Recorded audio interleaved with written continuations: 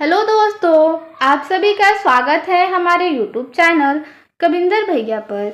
इस वीडियो में हम लोग कक्षा 6 के महान व्यक्तित्व यूपी बोर्ड के पाठ 17 को पढ़ने वाले हैं।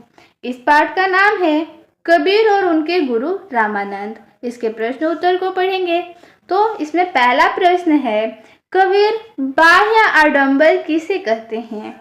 इसका उत्तर हो जाएगा, कबीर मस्जिदों में नमाज पढ़ने, मंदिरों में माला जपने, मूर्ति पूजा करने, रोजे और उपवास रखने को बाह्य आडंबर कहते हैं। ठीक है। प्रश्न 2 है, कबीर ने अपने उपदेशों में किन बातों पर बल दिया? इसका उत्तर होगा, कबीर ने अपने उपदेशों में समाज में फैली बुराइयों का कड़ा विरोध किया और आदर्श समाज की स्थापना पर बल दिया। आगे है प्रश्न 3, सही कथन के सामने सही तथा गलत कथन के सामने गलत का निशान लगाइए। यहाँ पे देखिए, पहला कथन दिया है, कबीर की शिक्षा दीक्षा काशी में हुई। ये कथन गलत है। आगे है प्रश्न ख, निंदा करने वाले लोगों को कबीर अपना हितैषी समझते थे। ये हम लोग का सही वाक्य है। ठीक है। निंदा करने वाले को कबीर क्या समझते थे? अपना हितैषी। आगे है प्रश्न ग, कबीर की वाणी को साखी, शबद, रामायणी 3 रूपों में लिखा गया है।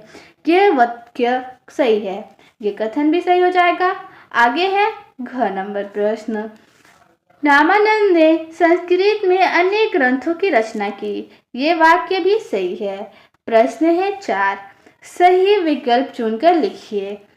इसमें प्रश्न है, कबीर की दृष्टि में गुरु का स्थान। देखिए, विकल्प क है, माता पिता के समान है।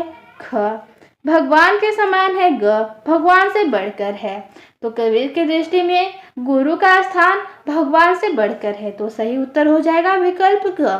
प्रश्न है 5, रामानंद के व्यक्तित्व की विशेषताओं के बारे में लिखिए।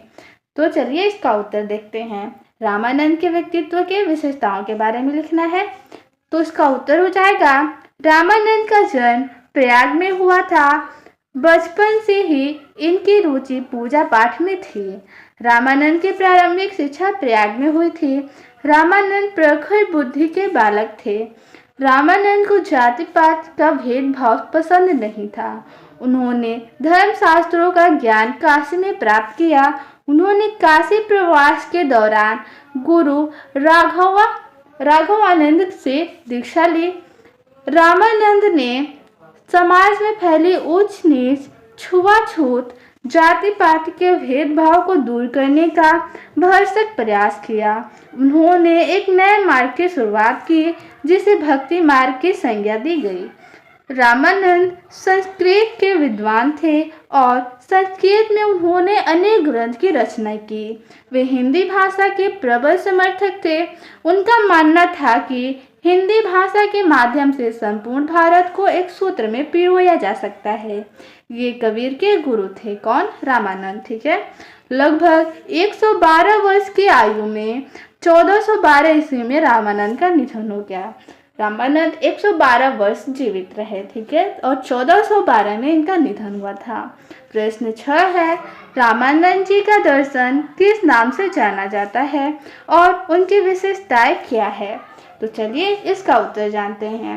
रामानंद जी का दर्शन भक्ति मार्ग के नाम से जाना जाता है। इस मार्ग की विशेषता यह है कि इस मार्ग द्वारा भक्ति के द्वार धनी, निर्धन, पुरुष, नारी सबके लिए खोल दिए। धीरे धीरे भक्ति मार्ग का प्रचार प्रसार इतना बढ़ गया कि इसे बौद्ध धर्म के आंदोलन से बढ़कर बताया गया। तो इस पाठ में इतना ही प्रश्न था। मिलते हैं अगले वीडियो में। धन्यवाद।